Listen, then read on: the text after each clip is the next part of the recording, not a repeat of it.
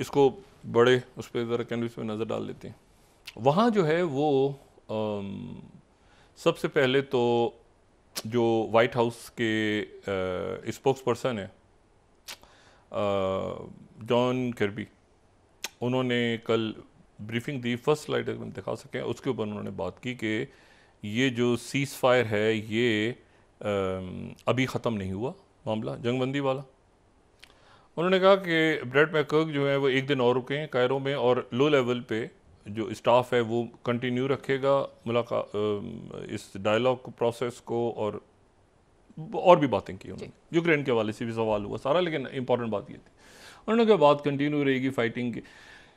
वहाँ पर हुआ हो ये रहा है इस वक्त के जो इम्पोर्टेंट पॉइंट्स थे, यानी इम्पोर्टेंट जिसके ऊपर फटा पड़ा हुआ था, फिलाडेल्फी कॉरिडोर और दूसरे कॉरिडोर, दोनों कॉरिडोर्स का तो डिटेल बात हो चुकी, उसको ज़रा साइड पे करके इस वक्त जो डिस्कशंस हो रहे हैं वो हो रहे हैं। बाहर तो आपको टूटा हुआ नज़र आ रहा है ना, बिल्कुल मुअत्तल हो गया, मुअत्तल नहीं हुए, फटा पड़ा हुआ इस वक्त के कितने यरगमाली और कितने कैदी जेलों से रहे होंगे, और इसराइल क्या वीटो कर रहा है, कुछ नामों पे वो कर रहा है, ठीक है।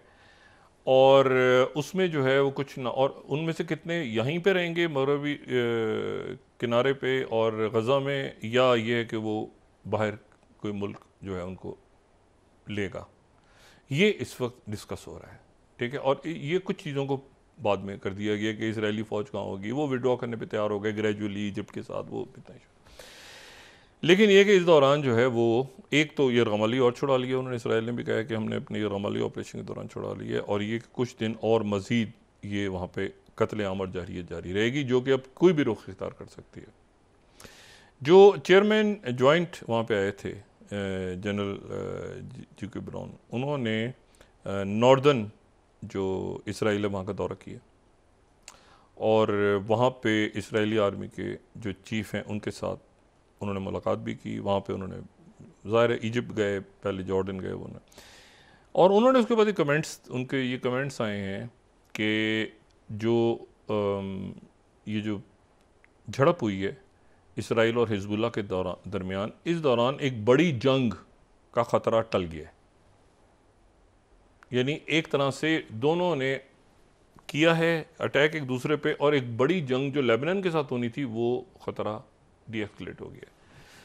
साथ ही उन्होंने ये कहा है कि ईरान के साथ भी बहुत हद तक ईरान करेगा, रिस्पॉन्ड किस तरह करेगा, क्या करेगा वो, लेकिन डीएस्केलेट हुआ है अभी क्योंकि बातचीत चल रही है। लेकिन उन्होंने कहा कि हुतीज़ सिर्फ जो हैं इसमें ऐसे हैं जो कि एक अचानक रिस्पॉन्ड कर सकते हैं, और ज़ाहिर है कि सीरिया में और इराक में जो मलेशियाज़ हैं वो भी कर सकती हैं। ख़तरा टला नहीं है, लेकिन उन्होंने कहा डीएस्केलेट हुआ है। ये इस झड़प के नतीजे में ज़रा थोड़ा सा टेम्परेचर डाउन हुआ। ये बड़ी इंटरेस्टिंग उनके रिमार्क्स हैं, ठीक है। उन्होंने कहा कि हुआ है झगड़ा, हिजबुल्लाह का इसराइल ने किया है, फिर हिजबुल्लाह ने जवाब दिए, तो वो जो है एक जो होना था वो ज़रा थोड़ा सा नीचे लेवल उसका नीचे हुआ है एस्केलेशन का। साथ ही जो दूसरी इंपॉर्टेंट चीज़ हुई है कि वो कतर के जो वज़ीर ख़ारजा, जो वज़ीर आज़म भी हैं, शेख मोहम्मद बिन अब्दुर्रहमान सानी जो है, जो कि इन मुज़ाकरात का हिस्सा रहे हैं थ्रू आउट, जो कि कायरा में भी, और जो कि कतर बहुत ज़बरदस्त, कतर की डिप्लोमेसी देखें आप तो आप कहेंगे कि क्या कतर जो है वो ये इनकी भी यूक्रेन और रशिया का भी करवा रहा था जो एनीवे। तो वो जो इजिप्ट में भी मौजूद थे और हर जगह मौजूद थे, तो वो जो है वो तेहरान पहुँचे हैं, और उन्होंने ईरान के प्रेसिडेंट से भी मुलाकात की, क्योंकि वो वज़ीर ख़ारजा नहीं है, वो वज़ीर आज़म भी हैं कतर के, वो कतर के वज़ीर आज़म भी हैं और वज़ीर ख़ारजा भी हैं। उन्होंने ईरान पहुँच के ईरान के प्रेसिडेंट से भी और यहाँ के फॉरेन मिनिस्टर से भी मुलाकात की है, और उनको इत्मीनान में लिया है इन टॉक्स के ऊपर, 1-on-1 बैठ के 1-on-1। और साथ ही उन्होंने जो है वो ये पूरा जो रीजन है, इसमें रीजन के ऊपर सारी बात भी की। तो कतर के मतलब वो काहिरा से वो इधर आए सीधा, दरमियान में स्टॉप लिया होगा, लेकिन वो फिर इधर आ गए। और इस दौरान जो है अब ये देखना ये है कि ये वहाँ पे शहादतें हो रही हैं, डायलॉग भी चल रहा है। जैक सल्लिवन बीजिंग पहुँच गए हैं, national security adviser. Jimmy Carter के दौर में मतलब कि जिमी कार्टर जो हैं वो, उसके बाद हर सदर ने चाइना में ग्रेट हॉल पे ज़रूर हाज़िरी दी हुई है।